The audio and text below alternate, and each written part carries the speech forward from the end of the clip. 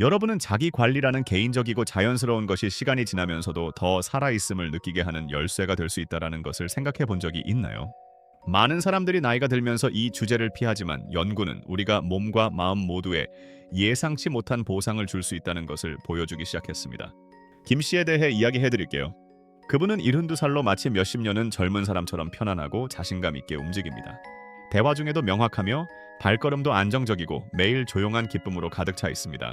오랫동안 그는 자신의 간단한 개인적인 실천을 혼자만의 것으로 간직해 왔습니다. 그의 친구들 중 몇 명은 이를 인정하지 않을 정도였습니다. 하지만 이제 그는 자신이 배운 것을 나누고 싶어 합니다. 그의 발견은 우리에게 활력 존엄성, 그리고 자기 돌봄에 대한 이해를 바꿀 힘이 있습니다. 그의 이야기는 여러분이 노화를 새로운 시각으로 바라보게 할지도 모릅니다. 이제 궁금합니다. 여러분은 어디에서 오셨나요? 댓글로 여러분의 위치를 알려주세요. 그리고 이 부드러운 통찰이 가치 있다라고 느끼신다면 이 비디오에 좋아요를 눌러주시고 구독해주세요. 앞으로 더 많은 지혜가 기다리고 있습니다. 함께 이 여정을 시작해 봅시다.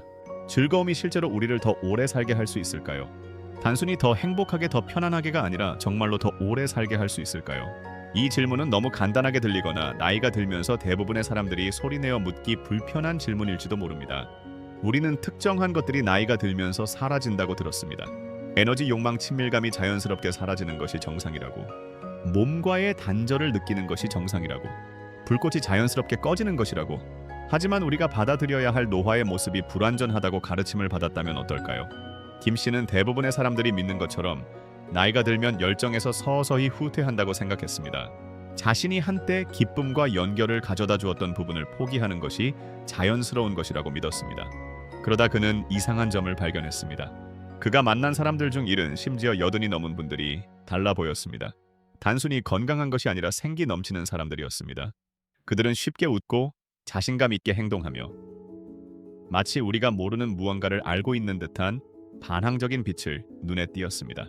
그래서 김 씨는 질문을 하기 시작했습니다. 이것이 단순히 유전 때문일까요? 운 때문일까요? 아니면 더 깊은 연결이 있을까요? 그가 관찰할수록 그는 강력한 사실을 깨달았습니다. 이 사람들은 노화를 단순히 받아들이지 않았습니다.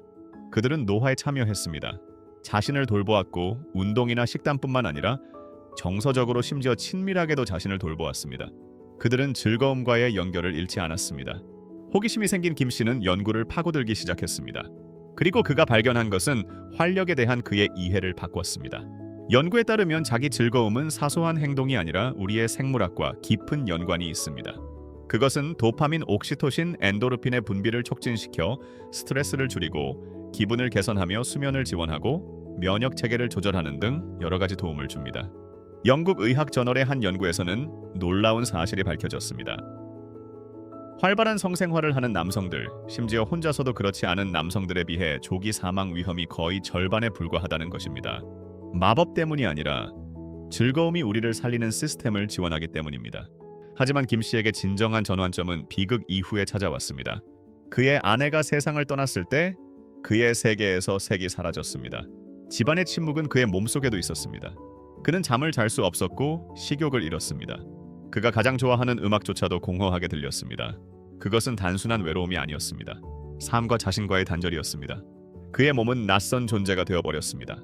어느 날 밤 핸드폰을 스크롤하던 중 그는 친밀감과 노화에 관한 기사를 발견했습니다. 자기 즐거움이 노후 건강을 개선할 수 있다는 내용이었습니다. 처음에는 웃었습니다. 그건 거의 터무니없는 것처럼 보였습니다. 하지만 그의 안에 있는 호기심의 불꽃, 어쩌면 희망의 불꽃이 그를 계속 읽게 만들었습니다. 만약 이것이 성이나 환상이 아니라 재연결에 관한 것이라면, 그래서 그는 조심스럽게 시도해 보았습니다. 기대 없이 조용히. 그리고 다음에 일어난 일은 그를 놀라게 했습니다. 그의 수면이 개선되었습니다. 기분이 나아졌습니다. 심지어 그의 의사도 혈압이 안정되었다고 말했습니다. 그는 단순히 신체적으로가 아니라 정서적으로도 무언가가 돌아오는 것을 느꼈습니다. 따뜻함과 존재감이었습니다. 조용히 자신에게 돌아가는 것이었습니다. 그때 김 씨는 깨달았습니다. 친밀감은 젊은 사람만을 위한 것이 아닙니다. 나이가 들면서 잃어버리는 것이 아니라 더 깊이 들어가는 것입니다. 욕망이 나이에 따라 사라진다는 신화는 단지 신화일 뿐입니다. 그리고 김 씨에게 가장 큰 충격을 준 부분은 얼마나 많은 사람들이 조용히 고통받고 있을까요? 같은 수치심 같은 슬픔 같은 단절을 지니고 있지만 다시 느낄 수 있다라고 말해준 사람이 없었기 때문입니다. 과학이 일부를 설명할 수 있지만 더 깊은 것이 있습니다. 자신의 피부에서 기분이 좋다는 것, 자신의 몸에서 살아있다는 허락, 그것이 삶과 연결되는 것입니다. 그래서 한 가지 질문을 던져볼 가치가 있습니다. 노화가 느려지거나 꺼지는 것이 아니라면 어떨까요?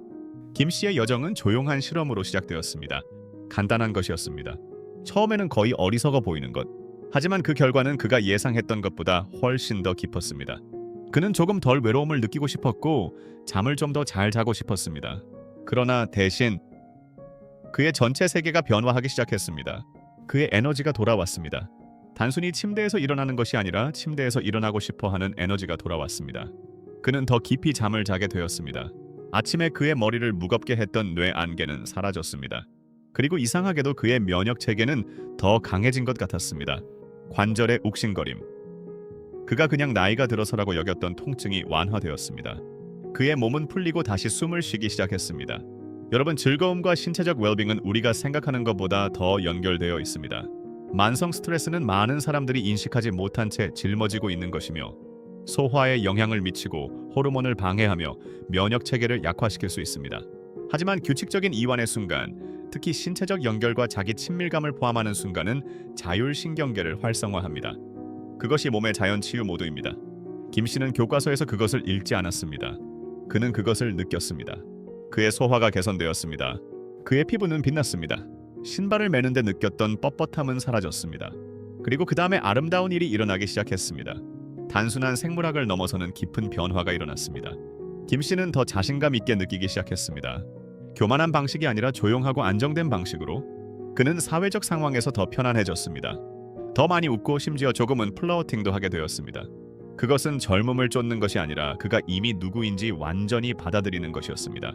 그는 더 이상 삶을 연기하고 있지 않았습니다. 그는 그것을 살고 있었습니다. 마치 먼지 쌓인 다락방에서 오래된 스위치를 찾은 것과 같았습니다. 잊고 있던 스위치. 그것을 켜면 집 전체가 다시 밝아지는 것과 같았습니다.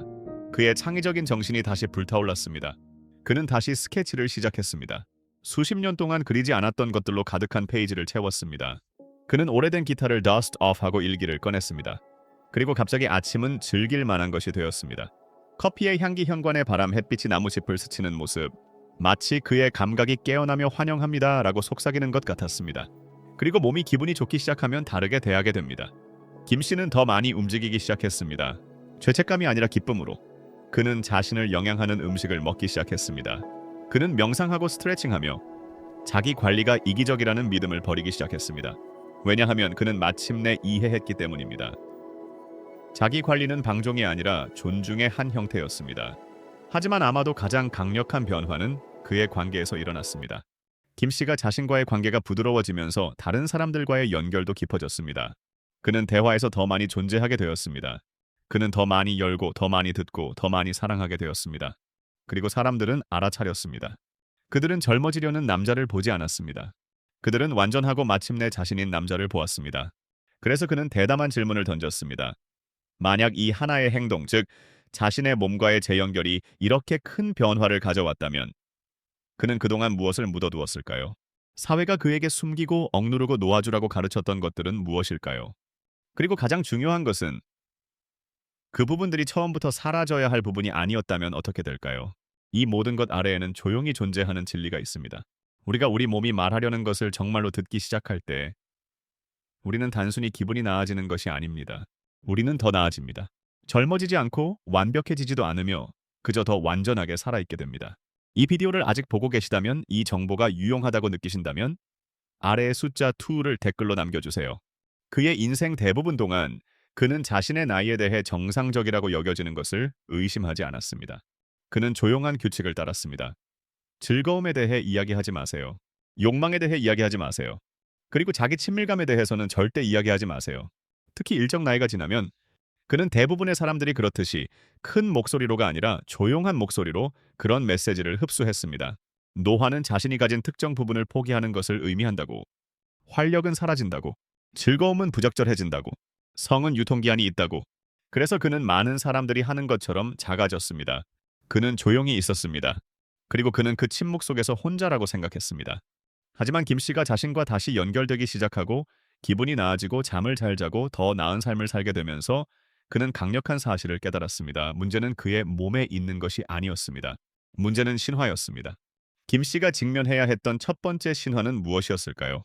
자기 즐거움이 에너지를 소모하고 몸을 약하게 하며 노화를 가속화한다는 것이었습니다. 그는 10대 시절에 그것을 속삭이는 소리를 들었습니다. 그는 그것을 그림자처럼 성인이 될 때까지 지니고 있었습니다. 하지만 그가 과학을 실제로 살펴보았을 때 완전히 다른 이야기를 들려주었습니다.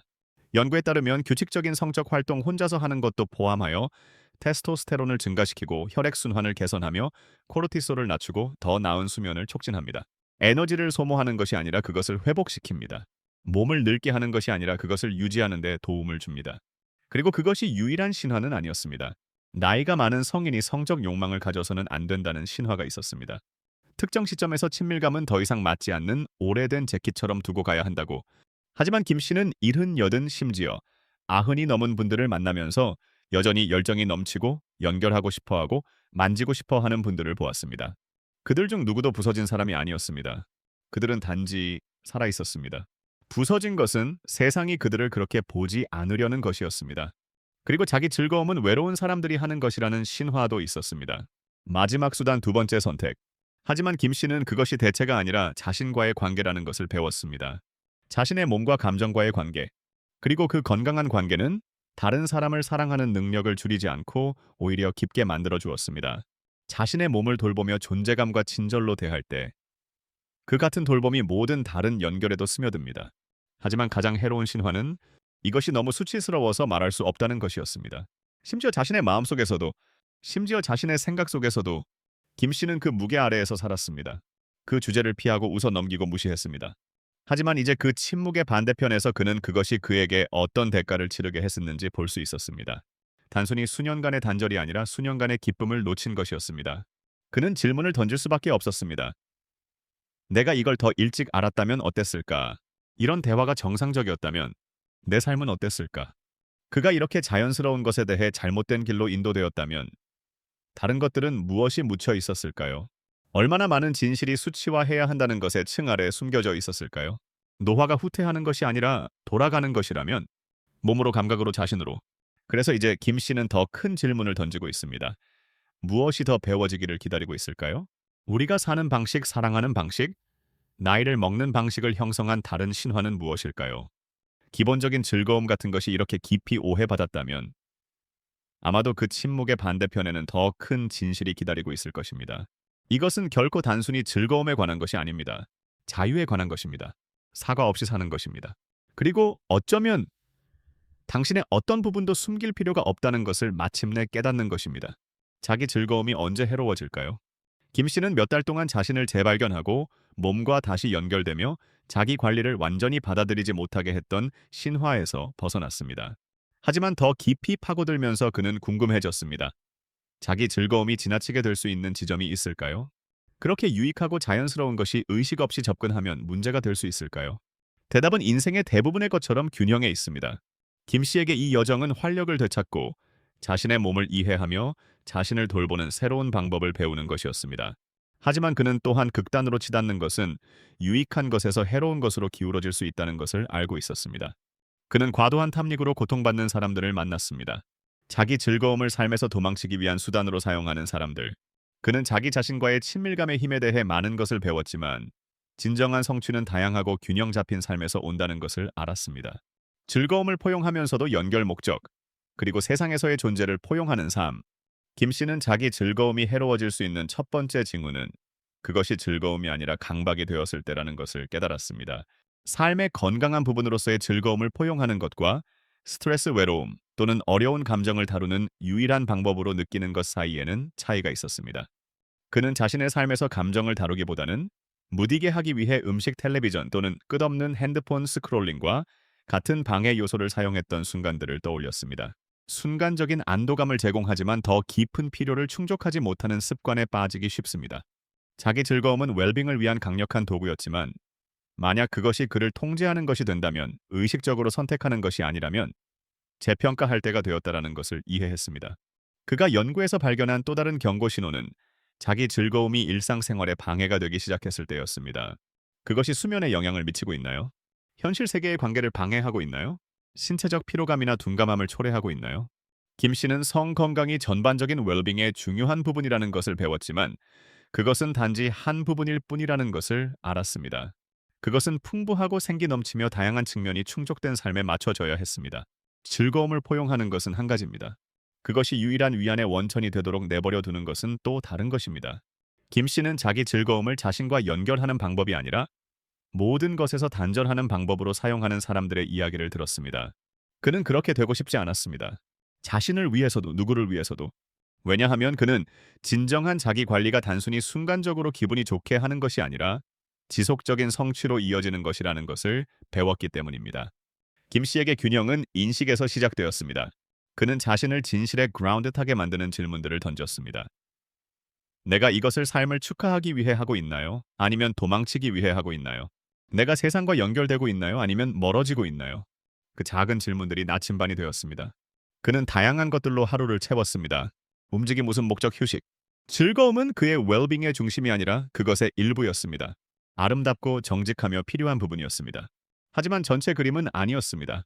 그는 엄격한 규칙을 세우거나 자신을 부끄럽게 해가며 훈련할 필요가 없었습니다. 의도가 중요했습니다. 그가 자신의 몸을 친절하게 듣고 그에게 에너지를 주고 그라운드하게 하며 다른 사람들과 연결되게 하는 것에 주의를 기울일 때 그는 리듬을 찾았습니다. 그는 자유를 찾았습니다. 김 씨는 원점으로 돌아왔습니다. 개인적인 실험으로 시작된 것이 그의 전체 몸과 마음을 다시 찾는 여정이 되었습니다. 자신감으로 자기 존중으로 노화가 느리게 풀리는 것이 아니라 재탄생으로서의 깊은 이해로 그리고 어느 날 부드러운 저녁 햇살 속에서 조용히 앉아 있을 때 새로운 생각이 떠올랐습니다. 아마도 그는 노화에 대해 잘못 생각하고 있었던 것일지도 모릅니다. 아마도 노화는 잃는 것이 아니라 모든 것을 재발견하는 것일지도 모릅니다. 열정, 본능, 불꽃. 그리고 만약 그가 이것에 대해 그렇게 잘못되었다면 세상이 나이가 드는 것에 대해 오해하고 있는 다른 것들은 무엇일까요? 삶의 다른 부분들이 되찾기를 기다리고 있을까요? 그 질문은 더 이상 그를 두렵게 하지 않았습니다. 오히려 그를 흥분하게 만들었습니다. 김 씨의 이야기는 우리에게 강력한 것을 상기시킵니다. 노화는 사라지는 것이 아닙니다. 자신에게 돌아오는 것입니다. 우리는 과학에 대해 이야기했습니다. 신화에 대해 탐구했습니다. 수치심 없이 두려움 없이 자신의 몸과 다시 연결되는 것에 놀랍고 심오한 이점을 보았습니다. 그래서 앞으로 전달할 메시지가 하나 있다면 그것은 바로 즐거움은 숨길 것이 아닙니다. 그것이 우리를 정의하는 것도 아닙니다. 그것은 나이에 상관없이 풍부하고 생기 넘치는 인간 삶의 필수적인 부분일 뿐입니다. 이제 여러분의 이야기를 듣고 싶습니다. 김 씨의 여정에서 무엇을 얻으셨나요? 여러분의 시각이 바뀌었나요? 진정으로 자신을 돌볼 수 있는 힘을 느끼셨나요? 그렇다면 댓글에 숫자 2를 남겨주세요. 함께 이 대화를 열어봅시다. 그리고 이 이야기가 여러분에게 감동을 주었거나 예상치 못한 감정을 느끼게 했다면 좋아요를 누르거나 구독하거나 필요할 것 같은 사람과 공유해주세요. 왜냐하면 우리가 이러한 대화를 정상화하고 침묵을 없앨 때 우리는 단순히 나이를 먹는 방식을 바꾸는 것이 아니라 삶을 바꾸기 때문입니다. 들어주셔서 감사합니다. 그리고 기억하세요. 삶은 나이가 들면서 느려지지 않습니다. 깊어집니다. 피어납니다. 우리가 허락한다면요. 참여해 주셔서 감사합니다. 댓글을 남기고 좋아요를 눌러주시고 더 흥미로운 영상을 보려면 구독하는 것을 잊지 마세요. 다음 영상에서 만나요.